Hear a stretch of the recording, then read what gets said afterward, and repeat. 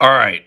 Quick rant here on the bombshell news, Live and the PGA merging.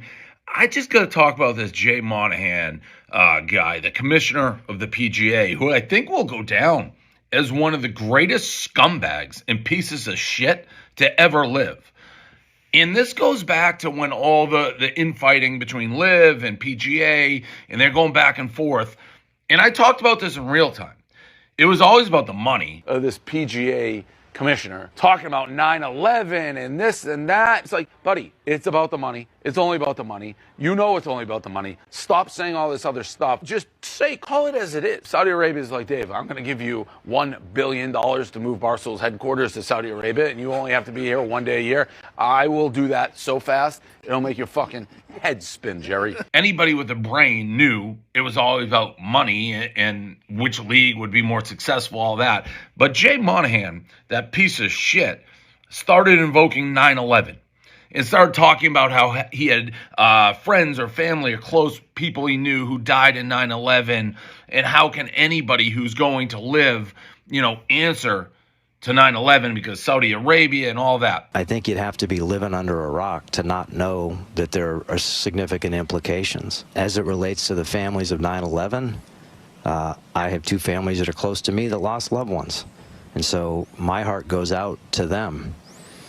And I would ask, any player that has left or any player that would ever consider leaving, have you ever had to apologize for being a member of the PGA Tour? It was garbage. It was garbage in real time. To invoke a tragedy like that, to try to get the moral high ground in something that's just so clearly about money, disgusted me.